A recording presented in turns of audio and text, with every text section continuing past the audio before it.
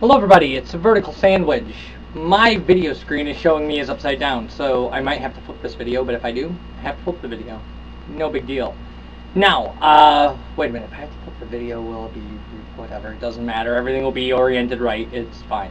So, our book review this week comes with a caveat, an asterisk, if you will. So, we are going to do Arthur C. Clarke's Rendezvous with Rama, which my copy comes with this nice little fold-out view of the interior. This is going to be hard to show. This fold-out view of the interior of Rama. So, there is no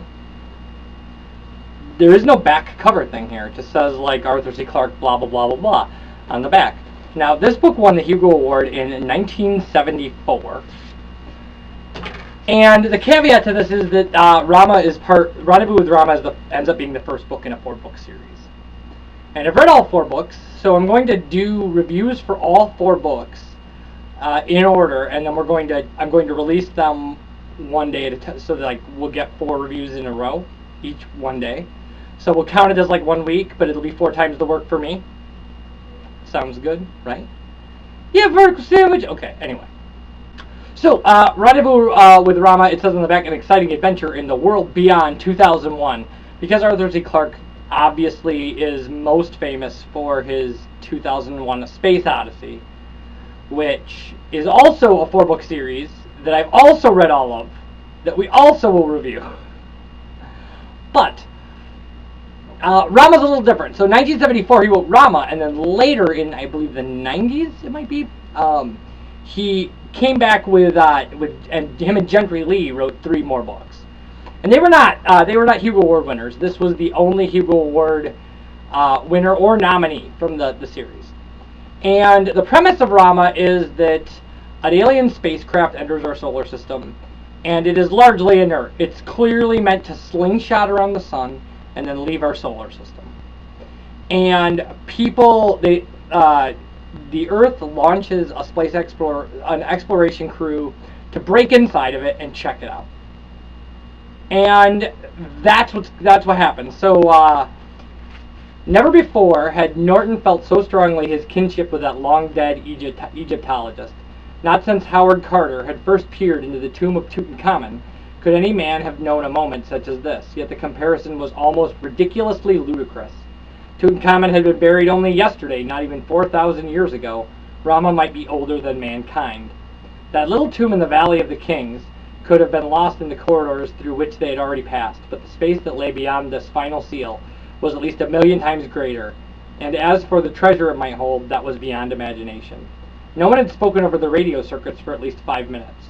The well-trained team had not even reported verbally when all the checks were complete.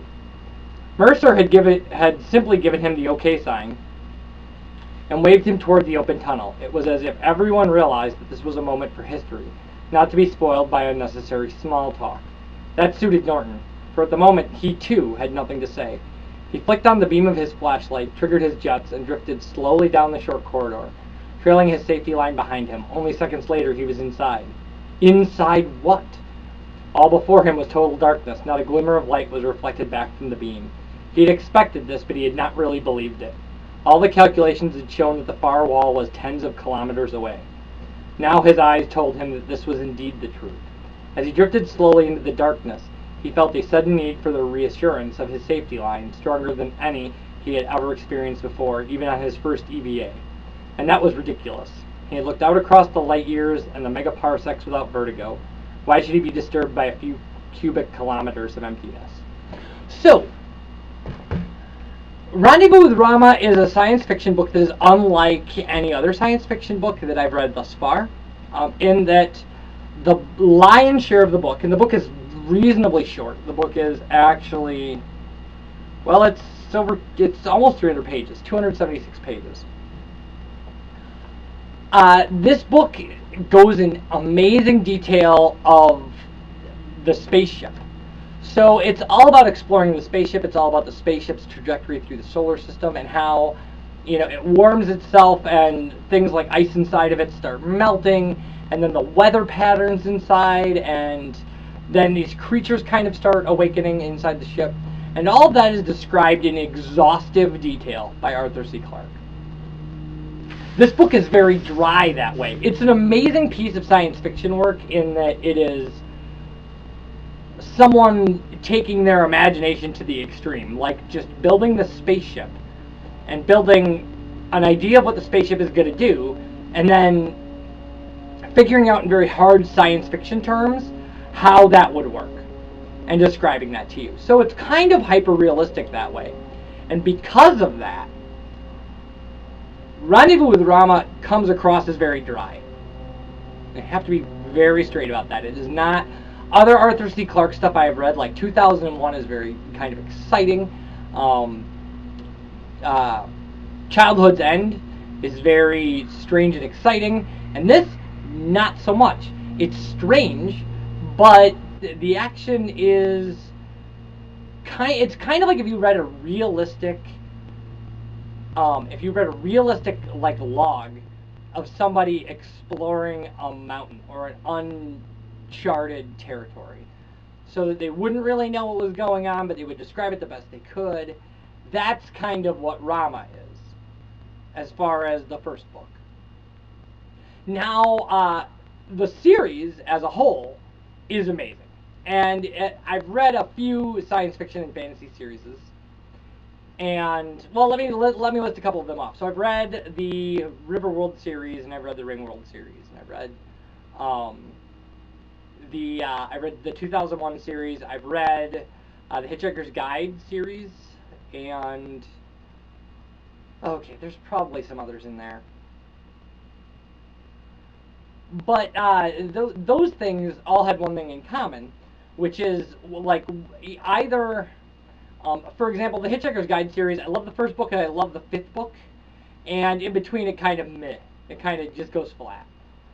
Or the Riverworld series, I thought the first two books were like the greatest thing I'd ever read, and then the third book was okay and the fourth book was horrible. Or 2001, where the first book and the second book are great, the third book is meh, and the fourth book is meh. The Three Body Problem. I've read the Three Body Problem series, and we'll be talking about those at some point as well. And the first two books were... the first book was great, the second book was amazing, and the third book was horrible. Unlike that, the Rama series, fantastic all the way through. Every book is a gem. Every single book. So if you're going to read a sci-fi series, I would suggest the Rama series. The first book is the hardest one to get through. It's the worst book in the series, and it's the only Hugo Award winner, which is crazy. It's absolutely crazy. Part of the problem with that is Rama is a legendarily great piece of hard sci-fi in the early 70s when hard sci-fi was rare. Right? It comes across as kind of a dry and dull piece of hard sci-fi now that that's an entire genre that people recognize. But at the time, this is like mind-blowing, I would think. That somebody took this time to do this with a book. Now, I like it. I think it's worth reading. I think it's especially worth reading because the next three books are completely different. And you kind of need Rendezvous with Rama to get to the second book. You could probably skip it, but I would suggest you don't. So you read Rendezvous with Rama, and then you go on to the next book, and then you won't be able to put them down. It's an amazing story that is continuous. So, when we come back, we're going to be talking about Rama 2, and kind of how I felt about that. And it will probably have some minor spoilers for Rendezvous with Rama, although there's not a lot you can spoil with Rendezvous with Rama. But this is a warning that I'm going to have to give at the beginning of videos from here on out, because Rama, after Rama 2, everything will spoil previous installments. So, when we come back, it'll be tomorrow, and we will be talking about Rama 2. So this book is available wherever fine books are sold, and you can buy it, and I will have the ISBN number in the info below me, down here somewhere, and you can pick it up there. So, that's Rendezvous with Rama. Thank you for watching. Bye, everybody.